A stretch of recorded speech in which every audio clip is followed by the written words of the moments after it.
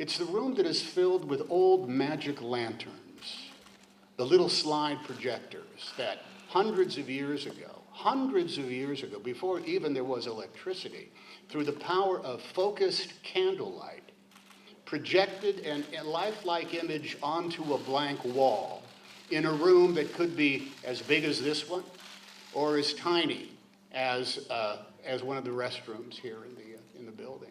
And on that wall was scenes of the world, of color, of pagodas, of tigers and lions, of not just volcanoes from the past, but volcanoes that exploded before your very eyes in the past. That was the power of a projected image that told some story in a dark room, that made people like all of us want to go inside that dark room and be transported to another place.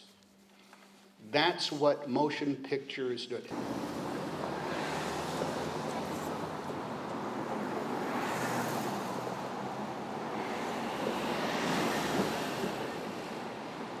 Movies have moved into all of those theaters and provided the same sort of magic as they provided people in the 1700s when they walked into a dark room to take in the magic of the magic lantern. That's what this building looks like to me as I drive by and take in the view of it that it now presents to the cityscape, the landscape of Los Angeles. Yes, it's a soap bubble. Yes, it's a star. But it looks to me like it is the world's largest magic lantern that will transport us to amazing places simply by getting together with a couple of strangers and walking into a dark room and sharing the experience.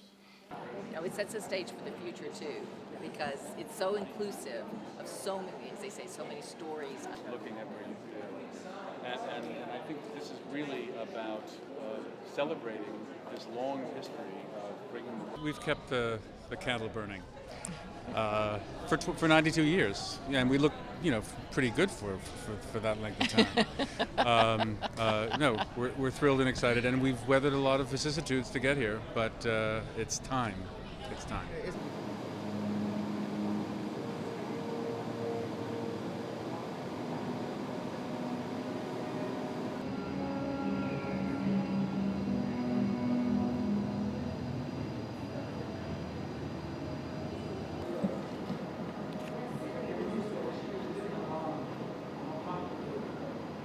Well, I think that the way the galleries are formatted, where you're turning corners and you're entering new experiences at every time, there's nothing overly linear about this museum. Every gallery is a new adventure, and in that sense, it's almost like the cutting to the next scene of a movie. You have no idea what's coming up, and there's something essentially filmic about the experience of walking through each floor. Surprises abound, and many, many delights. It's funny because I remember watching Wizard of Oz all the time when I was a kid, and I was down there watching it maybe like 2-3 years ago, and it was like, where's your award?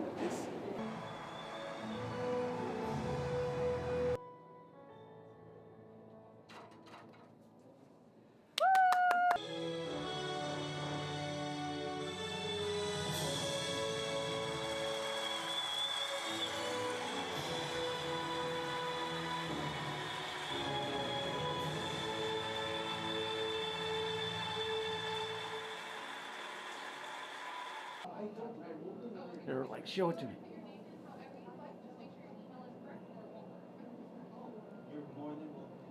I'm invested in all the artifacts. I love them all, but when I, as David said, turned the corner and saw the drawings that Wes Anderson had done for Fantastic Mr. Fox and the puppets that he had made, it's one of my son's very favorite films, and so I think everyone will have that opportunity in this museum to come across something that they have an emotional attachment to, and that's the one I had.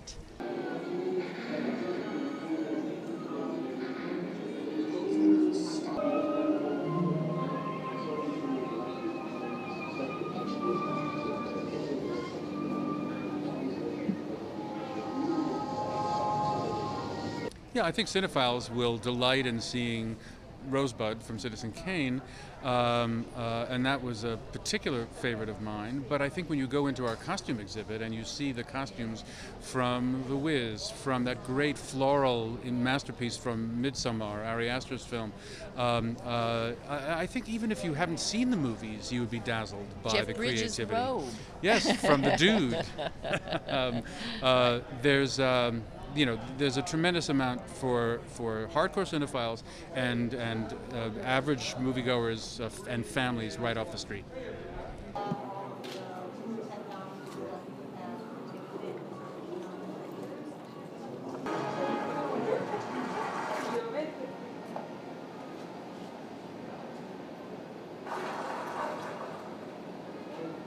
It's Museum Mile. You can go from the La Brea tar pits all the way here. So yes, that was part of why the Academy wanted to build the museum here, to be a part of this culture.